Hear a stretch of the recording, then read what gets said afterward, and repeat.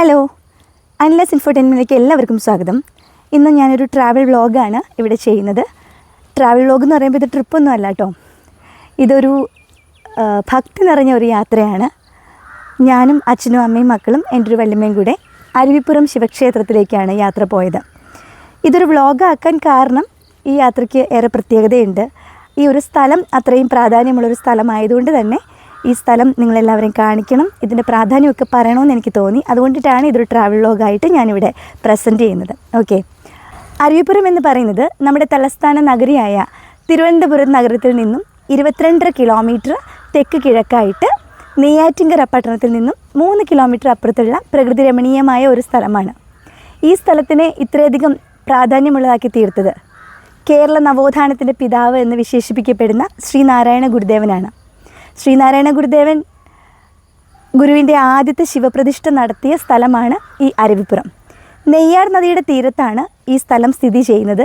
നെയ്യാറിൻ്റെ തീരത്താണ് ഈ അരുവിപ്പുറം ശിവപ്രതിഷ്ഠ ഗുരു നടത്തുന്നത്. 1888 അരുവിപ്പുറം ശിവപ്രതിഷ്ഠ നടത്തിയത്. അക്കാലത്ത് അവർണർ എന്ന് മുദ്ര കുത്തിയിരുന്ന ഒരു വിഭാഗം ജനങ്ങൾക്ക് സാമൂഹികമായ വേർതിരിവ് കൊണ്ടിട്ട് ജാതി മത വിഭാഗീയ ചിന്തകൾ നിലനിന്നിരുന്ന കാലത്ത് തൊട്ടുകൂടായ്മയുടെയും തീണ്ടിക്കൂടായ്മയുടെയും പേര് പറഞ്ഞ് അകറ്റി നിർത്തിയിരുന്ന ജനവിഭാഗങ്ങൾക്ക് ക്ഷേത്രപ്രവേശനം നിഷിദ്ധമാക്കപ്പെട്ട ആ കാലഘട്ടത്തിൽ ഈശ്വരനെ പ്രതിഷ്ഠിക്കാനും ആരാധിക്കാനും ഒന്നും അവസരമില്ലാതിരുന്ന ആ കാലഘട്ടത്തിൽ അവർണ വിഭാഗങ്ങൾക്കായിട്ട് ശ്രീനാരായണ ഗുരുദേവൻ നടത്തിയ പ്രതിഷ്ഠയാണ് അരുവിപ്പുറം ശിവപ്രതിഷ്ഠ. ഗുരു ഈ ശിവപ്രതിഷ്ഠ നടത്തിയ ആ സംഭവം അതൊരു മഹാവിപ്ലവം തന്നെയായിരുന്നു. കാരണം അന്നത്തെ കാലത്തെ സമൂഹത്തിൽ നിലനിന്നിരുന്ന ഈ ഒരു തൊട്ടുകൂടായ്മ പോലെയുള്ള അനാചാരങ്ങൾക്ക് എതിരെയുള്ള ഒരു ചൂണ്ടുപലക എന്ന് തന്നെ നമുക്കിതിനെ വിശേഷിപ്പിക്കാം. കേരള നവോത്ഥാനത്തിൻ്റെ പിതാവെന്ന് ശ്രീനാരായണ ഗുരുദേവനെ വിശേഷിപ്പിക്കുന്നത് ഗുരു അന്നത്തെ സമൂഹത്തിൽ നടത്തിയ പരിഷ്കാരങ്ങളെ മുൻനിർത്തിയാണ്. അന്ന് സമൂഹത്തിൽ നിലനിന്നിരുന്ന ഒട്ടുമിക്ക അനാചാരങ്ങളെയും ഗുരു എതിർത്തു. ഗുരു അതിലെല്ലാം പരിഹാരമുണ്ടാക്കുകയും ചെയ്തു. അത്തരത്തിൽ ഗുരുവിൻ്റെ സാമൂഹ്യ പരിഷ്കരണ പ്രസ്ഥാനങ്ങൾക്ക് നാന്ദി കുറിച്ച സ്ഥലമാണ് അരുവിപ്പുറം. അരുവിപ്പുറത്ത് 1888 മഹാശിവരാത്രി നാളിൽ ഗുരു നെയ്യാറിൻ്റെ തീരത്ത് ഒരു പാറ കാണിച്ചിട്ട് ആ പാറ ശുദ്ധിയാക്കിയിടാൻ ആളുകളോട് പറയുകയാണ്. എന്നിട്ട് ആ നെയ്യാറിലെ ശങ്കരൻ കുഴി എന്ന് പറഞ്ഞ ആഴമുള്ള ഒരു ചുഴിയിലേക്ക് ഇറങ്ങി പോവുകയാണ്. വെള്ളത്തിലേക്ക് ഇറങ്ങിപ്പോയ ഗുരുവിനെ കുറേ സമയം കഴിഞ്ഞിട്ടും കാണാതെ ആളുകൾ പരിഭ്രമിച്ചിരിക്കെ ഗുരു ആ വെള്ളത്തിൽ നിന്നും ഒരു കയ്യിൽ ഒരു ശിവലിംഗവും നെഞ്ചിലേറ്റി ഒരു കയ്യിൽ കൊണ്ട് തുഴഞ്ഞ് അങ്ങനെ പൊങ്ങി വരികയാണ്. ശിവലിംഗത്തിൻ്റെ ആകൃതിയിലുള്ള ആ ശിലയുമായിട്ട് മണിക്കൂറുകളോളം ഗുരു അങ്ങനെ നിന്നു. ഗുരുവിൻ്റെ കണ്ണിൽ നിന്നും അശ്രുധാര ആ ശിവലിംഗത്തിലെ അഭിഷേകം ചെയ്ത് ആ ശിവലിംഗത്തിലേക്ക് ഗുരുവിൻ്റെ ആത്മതപസ്സിനെ ഗുരു ആവാഹിച്ചു. ഗുരുവിൻ്റെ ആത്മചൈതന്യത്തെ ആ ശിവലിംഗത്തിലേക്ക് ചേർത്തു. ആ ശിവലിംഗം ആ പാറയിലേക്ക് ഗുരു വെറുതെ വച്ചു. അല്പസമയത്തിനുള്ളിൽ തന്നെ ആ ശിലയും ആ പാറയും ഉരുകിച്ചേർന്ന് ഒന്നായി തീരുകയുണ്ടായി. യാതൊരുവിധ അഗ്നിയുടെയോ അഷ്ടദ്രവ്യത്തിൻ്റെയോ ഒന്നും സാന്നിധ്യമില്ലാതെ ആ ശില ആ പാറയിലേക്ക് ഉരുകിച്ചേർന്നു. ആ സമയത്ത് ആകാശത്ത് നിന്നും ഒരു അഗ്നിയുടെ സാന്നിധ്യം ഉണ്ടായതായി ശിവലിംഗദാസ സ്വാമികൾ, ഗുരുവിൻ്റെ ആദ്യത്തെ ശിഷ്യനാണ്, സ്വാമികൾ കണ്ടിട്ടുണ്ട് എന്ന് പറയപ്പെടുന്നു. ഗുരുവിൻ്റെ ഈ ശിവപ്രതിഷ്ഠയെ ചോദ്യം ചെയ്യാനായി സവർണ്ണ മേധാവികൾ എത്തുകയുണ്ടായി. ആ സവർണ്ണ മേധാവികളോട് ഗുരു പറഞ്ഞു, നാം നമ്മുടെ ശിവനെയാണ് പ്രതിഷ്ഠിച്ചിട്ടുള്ളതെന്ന്. നാം ഒരു ശില, ഒരു കല്ല് അവിടെ നാട്ടിയിട്ടുണ്ട്, നിങ്ങൾക്ക് വേണമെങ്കിൽ ഒരാനയെ കൊണ്ടുവന്ന് പിഴുതെടുത്തുകൊള്ളൂ എന്ന്. ഒരാന ഇളക്കിയാൽ ഇളകാത്ത ഒരു ശിലയാണത്. കാരണം അത് വെറുമൊരു ശിലയല്ല, ശ്രീനാരായണ ഗുരുദേവൻ്റെ ആത്മചൈതന്യമാണ് ആ ശിലയിലുള്ളത്. ഇത്രയും വർഷം കഴിഞ്ഞിട്ടും ഇന്നേ വരെ അവിടെ പുനഃപ്രതിഷ്ഠ നടത്തിയിട്ടില്ല. ദൈവങ്ങളെ പ്രാർത്ഥിക്കാൻ ക്ഷേത്രത്തിൻ്റെ അകത്ത് കയറാൻ അനുവാദമില്ലാതിരുന്ന അവർണർക്ക് ഒരു ദൈവത്തെ ഗുരു അവിടെ പ്രതിഷ്ഠിച്ചു കൊടുക്കുകയാണ്. അവർക്ക് അടുത്ത് വന്ന് ആവോളം നേരിട്ട് കണ്ട് പ്രാർത്ഥിക്കാനായി ഗുരു ശിവനെ പ്രതിഷ്ഠിച്ചു കൊടുക്കുകയായിരുന്നു. ദൈവത്തെ പ്രതിഷ്ഠിച്ച മുഹൂർത്തം തന്നെയായിരുന്നു അരുവിപ്പുറം ശിവപ്രതിഷ്ഠ. ഈ ശിവപ്രതിഷ്ഠയ്ക്ക് ശേഷം 32ാമത്തെ വയസ്സിൽ 32 അക്ഷരങ്ങൾ കൂട്ടിച്ചേർത്തുകൊണ്ട് ശ്രീനാരായണ ഗുരുദേവൻ ഗുരുവിൻ്റെ ആദ്യ സന്ദേശം ലോകത്തിന് പകർന്നു കൊടുക്കുകയുണ്ടായി. ഏതാണ് ആ സന്ദേശം? ജാതിഭേദം മതദ്വേഷം ഏതുമില്ലാതെ സർവരും സോദരത്വേന വാഴുന്ന മാതൃകാസ്ഥാനമാണിത്. ജാതി മത വിഭാഗീയ ചിന്തകൾക്കപ്പുറത്ത് ഏവരും സോദര തുല്യരായി വാഴുന്ന ഒരു മാതൃകാസ്ഥാനമാണ് ഗുരു അവിടെ വിഭാവനം ചെയ്തത്. SNDP യോഗത്തിൻ്റെ ഉത്ഭവവും ഇതേ അരുവിപ്പുറത്ത് വെച്ച് തന്നെയാണ്. അരുവിപ്പുറത്തുള്ള പ്ലാവിൻ ചൂട്ടിലാണ് 1903 ജനുവരി 7 SNDPയുടെ ആദ്യത്തെ യോഗം നടന്നത്. ആ യോഗത്തിൻ്റെ അധ്യക്ഷൻ ശ്രീനാരായണ ഗുരുദേവനായിരുന്നു. യോഗത്തിൻ്റെ ആദ്യത്തെ ജനറൽ സെക്രട്ടറി കുമാരനാശാനായിരുന്നു. ഞങ്ങൾ തൃപ്പൂണിത്തുറ റെയിൽവേ സ്റ്റേഷനിൽ നിന്നും നാഗർകോവിലേക്കുള്ള ട്രെയിനിൽ കയറി നെയ്യാറ്റിൻകര റെയിൽവേ സ്റ്റേഷനിൽ ഇറങ്ങി. അവിടെ നിന്ന് ഓട്ടോ വിളിച്ചിട്ടാണ് അരുവിപ്പുറത്ത് എത്തിയത്. അരുവിപ്പുറത്ത് നിന്ന് ഞങ്ങൾ വൈകിട്ട് ശിവഗിരിയിലേക്കാണ് പോയത്. ശിവഗിരിയിലെ വിശേഷം ഞാൻ മറ്റൊരു വീഡിയോയിൽ നിങ്ങളോട് പങ്കുവയ്ക്കുന്നതായിരിക്കും. എന്താണെങ്കിലും ഞങ്ങൾക്ക് ഏറെ സന്തോഷം നിറഞ്ഞ ഒരു യാത്രയായിരുന്നു. വളരെ ഭക്തി നിർഭരമായ ഒരു യാത്രയായിരുന്നു. ട്രെയിൻ യാത്ര എനിക്ക് ഏറെ ആസ്വാദ്യകരമായ ഒരു യാത്രയാണ്. കാരണം ട്രെയിനിൽ നമ്മൾ യാത്ര ചെയ്യുന്ന സമയത്ത് കൂടുതലും ഈ ഗ്രാമപ്രദേശങ്ങളിലൂടെയാണല്ലോ ട്രെയിൻ കടന്നു പോവുക. അപ്പോൾ ഇരുവശവുമുള്ള ഒരു പ്രകൃതിയുടെ മനോഹാരിതയും പച്ചപ്പും, രാവിലെ പോവുകയാണെങ്കിൽ സൂര്യൻ ഉദിച്ചു വരുന്ന സമയത്തുള്ള അന്തരീക്ഷത്തിലെ മനോഹാരിതയും ഒക്കെ നന്നായി ആസ്വദിക്കാനായിട്ട് ട്രെയിൻ യാത്രയിൽ സാധിക്കും. എനിക്ക് മാത്രമല്ല കേട്ടോ, ആർജുവിനും ആരവിനും ഒക്കെ ട്രെയിൻ യാത്ര വലിയ ഇഷ്ടമാണ്. ഞങ്ങൾക്ക് സൈഡ് സീറ്റ് കിട്ടണം. എപ്പോഴും ആർജുവും ആരവൊക്കെ ട്രെയിനിൽ കയറുമ്പോഴേ സൈഡ് സീറ്റ് നോക്കും. അപ്പോൾ സൈഡ് സീറ്റ് കോപ്പിച്ച് കഴിഞ്ഞാൽ വളരെ ഇൻട്രസ്റ്റിംഗ് ആയിട്ടുള്ള യാത്രയാണ്. നമുക്ക് ഏറ്റവും ഇഷ്ടപ്പെട്ട സ്ഥലത്തേക്കുള്ള യാത്രയാണെങ്കിൽ പിന്നെ ആ യാത്രയുടെ മനോഹാരിത പറയണ്ടല്ലോ. ഞങ്ങളുടെ ഡെസ്റ്റിനേഷനാണ് അരുവിപ്പുറം ശിവക്ഷേത്രം. അവിടെ ക്ഷേത്രപ്രവേശന കവാടത്തിൽ തന്നെ ആ തൂണിലൊക്കെ ഗുരുവിൻ്റെ സന്ദേശങ്ങൾ അങ്ങനെ എഴുതി വച്ചിട്ടുണ്ട്. ജാതിഭേദം മതദ്വേഷം എന്ന് തുടങ്ങുന്ന ആ 4 വരി ഗുരു ഇവിടെ വെച്ചിട്ടാണ് എഴുതിയത്. കേരള നവോത്ഥാന ചരിത്രത്തിലെ ഒരു വലിയ വിപ്ലവത്തിന് സാക്ഷ്യം വഹിച്ച ആ അരുവിപ്പുറം ആണ് നമ്മൾ കാണുന്നത്. എത്ര ശാന്തമായ അന്തരീക്ഷം. ഇതാണ് അരുവിപ്പുറം ശിവക്ഷേത്രം. ഈ ക്ഷേത്രത്തിലാണ് ഗുരു ശിവലിംഗ പ്രതിഷ്ഠ നടത്തിയത്. ഗുരു പ്രതിഷ്ഠ നടത്തുമ്പോൾ ഈ ഒരു ക്ഷേത്രം അവിടെ ഇല്ല കേട്ടോ. ഗുരു ഒരു പാറയുടെ മുകളിൽ ശങ്കരൻകുഴിയിൽ നിന്ന് മുങ്ങിയെടുത്ത ശിവലിംഗം വെറുതെ അങ്ങനെ വെച്ചിട്ടാണ് ആ പ്രതിഷ്ഠ നടത്തുന്നത്. ആ ശില ആ പാറയിലേക്ക് ഉരുകി ചേരുകയായിരുന്നു. അതാണത് വലിയൊരു അത്ഭുതം എന്ന് വിശേഷിപ്പിക്കപ്പെടുന്നത്. ഇത് ഗണപതി ഭഗവാനാണ് കേട്ടോ. 1888 ഈ അരുവിപ്പുറം ശിവപ്രതിഷ്ഠ നടന്നത്. അന്ന് ശിവരാത്രി നാളിലാണ് ഈ പ്രതിഷ്ഠ ഗുരു നടത്തിയത്. അരുവിപ്പുറത്തിന് ഇനിയും വലിയൊരു പ്രത്യേകതയുണ്ട്. ശ്രീനാരായണ ധർമ്മ പരിപാലന യോഗം ഗുരു അതിന് തുടക്കമിട്ടത് ഈ വൃക്ഷച്ചുവട്ടിലാണ്. ആദ്യ യോഗം ശ്രീനാരായണ ഗുരുവിൻ്റെ അധ്യക്ഷതയിൽ 1903 ജനുവരി 27 ഈ പ്ലാവിൻ ചുവട്ടിലാണ് കൂടിയത്. ഈശ്വര പ്രതിഷ്ഠയും ഈശ്വര ആരാധനയും താഴ്ന്ന ജാതിക്കാരെന്ന് വിളിക്കപ്പെട്ടിരുന്നവർക്ക് നിഷിദ്ധമാക്കപ്പെട്ട കാലഘട്ടത്തിലാണ് ഒരു സമൂഹത്തെ മുഴുവൻ വെല്ലുവിളിച്ചുകൊണ്ട്, എന്നാൽ ഒരു തുള്ളി രക്തം ചീന്താതെ, ഒരു കലാപം സൃഷ്ടിക്കാതെ, ആരെയും വെറുപ്പിക്കാതെ ഗുരു ഒരു മഹാവിപ്ലവം അരുവിപ്പുറത്ത് നടത്തിയത്. ഈ നെയ്യാറിലെ ശങ്കരൻകുഴി എന്ന ചുഴിയിൽ നിന്നും മുങ്ങിയെടുത്ത ആ ശിവലിംഗം മണിക്കൂറുകളോളം ഗുരു അങ്ങനെ ചേർത്ത് പിടിച്ചു നിന്നു. ഗുരുവിൻ്റെ കണ്ണിൽ നിന്നും അശ്രുധാര ആ ശിവലിംഗത്തെ അഭിഷേകം ചെയ്തു. ഗുരുവിൻ്റെ ആത്മചൈതന്യമാണ് ഗുരു ആ ശിവലിംഗത്തിലേക്ക് ആവാഹനം നടത്തിയത്. ആ ശില അരുവിപ്പുറത്തെ പാറയിലേക്ക് ചേർത്ത് വെച്ചപ്പോൾ ശാസ്ത്രത്തിന് പോലും തെളിയിക്കാൻ പറ്റാത്ത രീതിയിൽ ഒരു ശില ഒരു പാറയോട് ഉരുകിച്ചേരുന്ന ഒരു മഹാ അത്ഭുതമാണ് ഇവിടെ നടന്നത്. ഇവിടെ ഈ ക്ഷേത്ര പരിസരത്ത് നിന്ന് കുറച്ച് ഫോട്ടോസൊക്കെ എടുത്തതിന് ശേഷം ഞങ്ങൾ പിന്നീട് ഗുരു തപസ് ചെയ്ത ഗുഹ കാണാനാണ് പോയത്.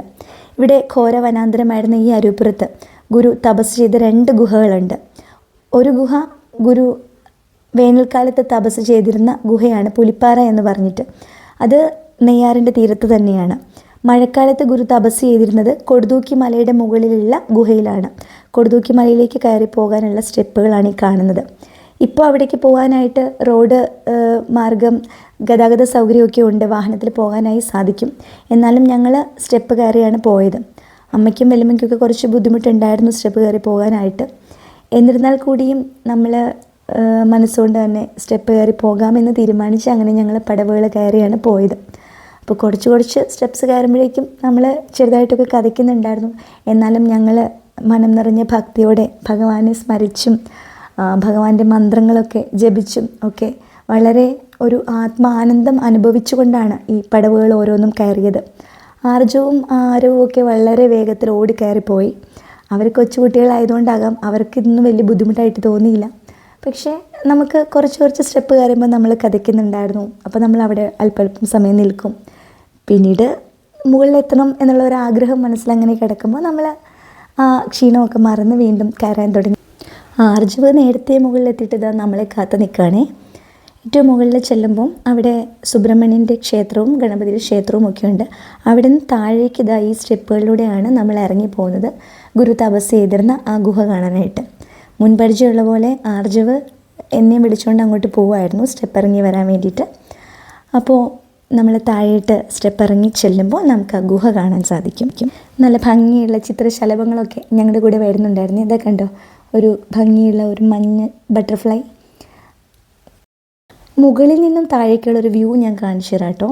ഇതാണ് അതിൻ്റെ ഏറ്റവും മുകളിൽ നിന്ന് നമ്മൾ താഴേക്ക് നോക്കുമ്പോഴൊരു വ്യൂ. ഭയങ്കര ഭംഗിയാണ് അവിടെ താഴേട്ട് നോക്കുമ്പോൾ. നമുക്ക് ആ ഒരു കാട്, ആ ഒരു പ്രദേശത്തിൻ്റെ ഒരു ഭൂമിശാസ്ത്രപരമായ ഒരു സവിശേഷത ഒക്കെ കൃത്യമായിട്ട് മനസ്സിലാകും. കാരണം അത്രയും ഘോര വനാന്തരമായിരുന്നു ഈ പ്രദേശം എന്ന് പറഞ്ഞ് കേട്ടിട്ടുണ്ട്. എത്ര ഭംഗിയാണ് ഇവിടെ കാണാനായിട്ട്. ആകാശവും ചുറ്റും നിറയെ പച്ചപ്പും. എത്ര ശാന്തമാണിവിടം.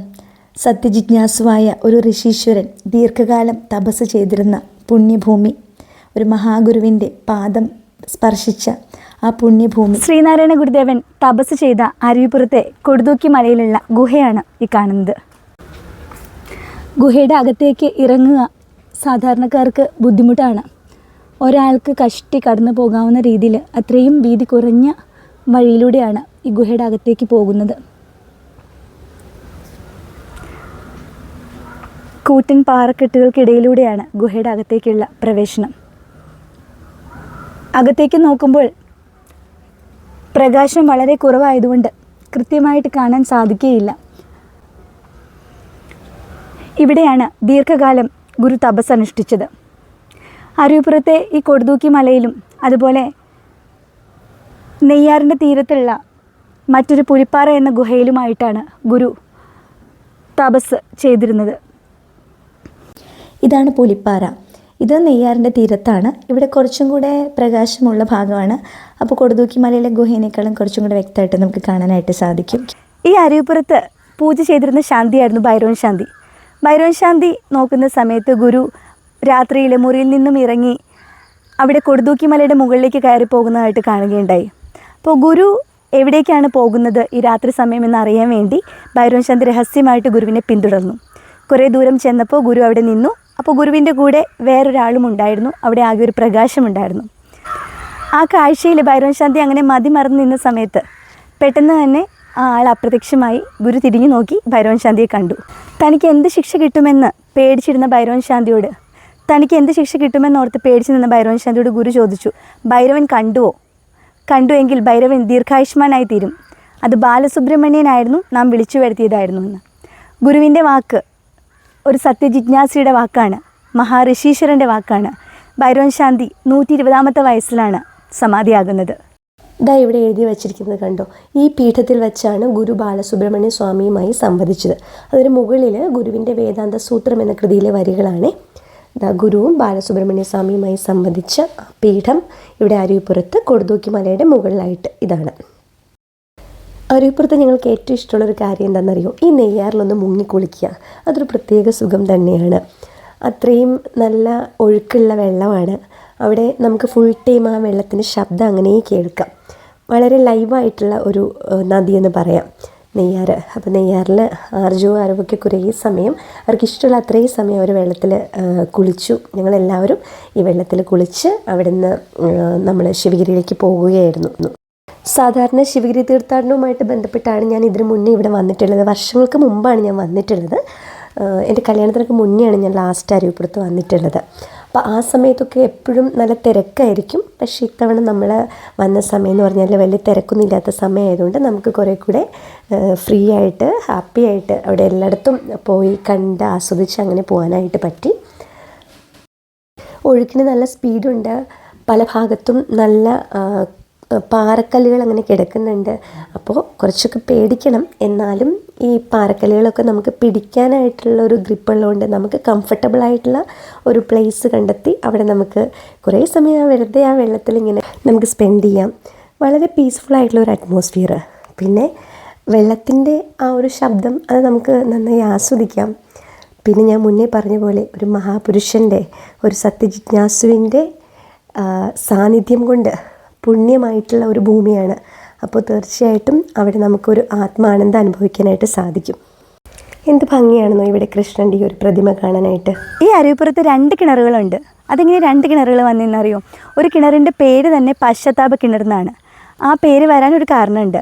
ഗുരുവിനെ കാണാനായി ഗുരുവിൻ്റെ ഒരു ഭക്തൻ ഒരിക്കൽ അരുവിപ്പുറത്ത് എത്തുകയുണ്ടായി.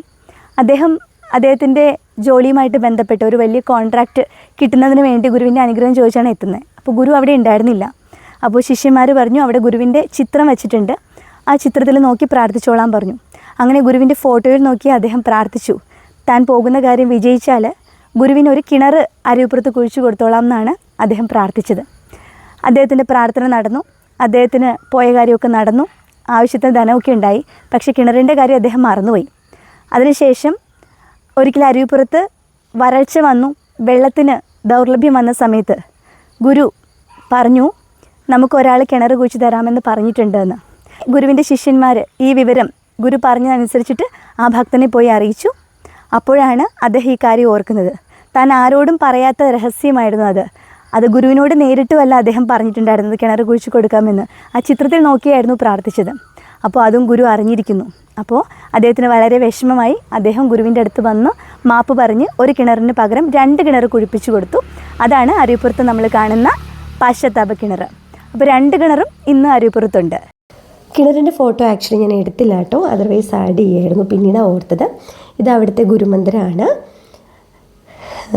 ഇത് അവിടുത്തെ ഫ്രണ്ട് വ്യൂ ആണ്. നമ്മൾ ഫ്രണ്ടിൽ നിന്ന് നോക്കുമ്പോൾ എൻട്രൻസിൻ്റെ അവിടെ നിന്ന് കാണുന്ന വ്യൂ ആണ് ഇങ്ങനെ. പുലിപ്പാറയുടെ അടുത്ത് ഞാൻ ഫോട്ടോയ്ക്ക് പോസ് ചെയ്തതാണ്. ആർച്ചവ് പുലിപ്പാറയുടെ അടുത്താണ്. ഇതാണ് അമ്മ, സാരി ഉടുത്തതിൻ്റെ അമ്മയാണ്, ചുരിദാറിട്ടത് വല്യമ്മയാണ്.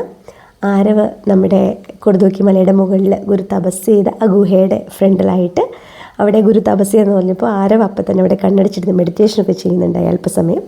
അച്ഛനും ആരവും അല്പം ഗുഹയുടെ അകത്തേക്കൊന്ന് ഇറങ്ങി നിൽക്കുന്നതേ ഉള്ളൂ, അങ്ങോട്ട് ഇറങ്ങാൻ പറ്റില്ല നമുക്ക്. അപ്പം അവർ കുറച്ച് മിനിറ്റ്സ് അവരവിടെ നിന്ന് കണ്ണടിച്ച് നിന്നിരുന്നു. നെയ്യാറിൻ്റെ ഫ്രണ്ടിൽ നിന്ന് ഞാൻ ഒരു ഫോട്ടോ പോസ്റ്റ് ചെയ്തതാണ്. ഇത് എൻട്രൻസിൻ്റെ അവിടെയുള്ള തൂണിൽ ഗുരുവിൻ്റെ സന്ദേശം, ജാതിഭേദം മതദ്വേഷം എന്ന ആ മഹാസന്ദേശത്തിന് ജന്മം കൊടുത്ത പുണ്യഭൂമിയും കൂടിയാണ് അരുവിപ്പുറം. അപ്പോൾ അരുവിപ്പുറത്തെ അത്യാവശ്യം ഫോട്ടോസൊക്കെ എടുത്ത് വളരെ സന്തോഷമായിട്ട് ആത്മാനന്ദത്തോടു കൂടി നമ്മൾ അരുവിപ്പുറത്തുനിന്ന് മടങ്ങി. അരുവിപ്പുറത്തുനിന്ന് ഞങ്ങൾ വൈകിട്ട് ശിവഗിരിയിലേക്കാണ് പോയത്. ശിവഗിരിയിലെ വിശേഷം ഞാൻ മറ്റൊരു വീഡിയോയിൽ നിങ്ങളോട് പങ്കുവയ്ക്കുന്നതായിരിക്കും. എന്താണെങ്കിലും ഞങ്ങൾക്ക് ഏറെ സന്തോഷം നിറഞ്ഞ ഒരു യാത്രയായിരുന്നു, വളരെ ഭക്തി നിർഭരമായ ഒരു യാത്രയായിരുന്നു. ഞാൻ ഇത്രയും ട്രാവൽ വ്ലോഗ്സ് ചെയ്യാറില്ല, പക്ഷേ ഇതെനിക്ക് ചെയ്യണമെന്ന് തോന്നി. അതുകൊണ്ടിട്ടാണ്. നിങ്ങൾക്കിത് ഇഷ്ടപ്പെട്ടു എന്നുണ്ടെങ്കിൽ തീർച്ചയായിട്ടും നിങ്ങളുടെ കമൻസൊക്കെ അറിയിക്കണം, നിങ്ങളിത് ഷെയർ ചെയ്യണം, ലൈക്സ് തരണം. ഓക്കെ, സബ്സ്ക്രൈബ് ചെയ്യാത്തവരാണെങ്കിൽ ഈ ചാനൽ സബ്സ്ക്രൈബ് ചെയ്യുക. അപ്പോൾ കൂടുതൽ വിശേഷങ്ങളൊക്കെ ആയിട്ട് പറ്റുന്ന പോലെ പുതിയ വീഡിയോസൊക്കെ ആയിട്ട് ഞാൻ ഇടയ്ക്ക് വരുന്നതായിരിക്കും. വീണ്ടും കാണാം. ബൈ.